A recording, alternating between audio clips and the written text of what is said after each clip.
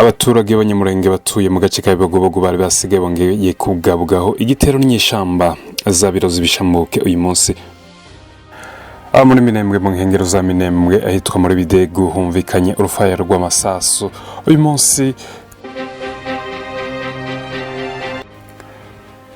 None ni minsi 26 y'ukwezi kwa 10 mwaka 2021 agace ka Bibogobogo kiciwemo inzirakarengane z'Abanyamulenge mu yinga rishize uyu munsi hongeye kugabwa igitero osimusiga ku baturage b'Abanyamulenge bari basigaye mu muhana umwe utarabashe gusenywa n'izo nyeshamba ziva muri birozi bishambuke.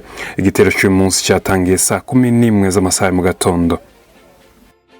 Intego z'ibi bitero no gusenya ako gace ndetse no kwica abaturage abandi basigaye kugira ngo babashe kuba bahunga ako gace bahungire mu bihugu bitandukanye. Igisirikare cha FARDC kikaba cyagerageje kurwanya izo nyeshamba mu masaha ya mu gatondo ugeze mu masaha ya kumanwa habaye imirwano ikomeye hagati y'izo nyeshamba ndetse n'igisirikare cya leta ya Kongo. Biravugwa ko umunsi w'ejo mugoroba hageze izindi ngabo nishe z'abasirikare ba FARDC ndetse akaba ari bagerageje kurwanya izo nyeshamba zahagabye igitero uyu munsi wa none. Igitero kibera muri aka gace ka Bibogobogo biravugwa ko ari igitero kizamo abarwanyi barwana intambara ndetse akazamo n'abandi bikorera imizigo cyangwa basahura imitungo y'abaturage b'Abanyamulenge batuye muri ako gace ka Bibogobogo. Muri Minembwe mu nkengero za Minembwe ahitwa muri Bidegu humvikanye urufaya rw'amasasu uyu munsi ku minsi 26 y'ukwezi kwa 10 mwaka 2021.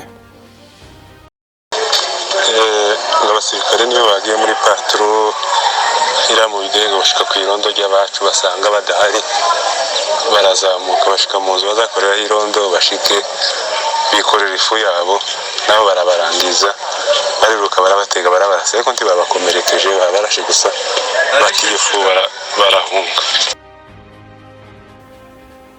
Nyuma yaho igitero cyo ku minsi 22 y'ukwezi kwa 10 mwaka 2021 mu gace ka Mikenge ku birindiro by'igisirikare cya FARDC.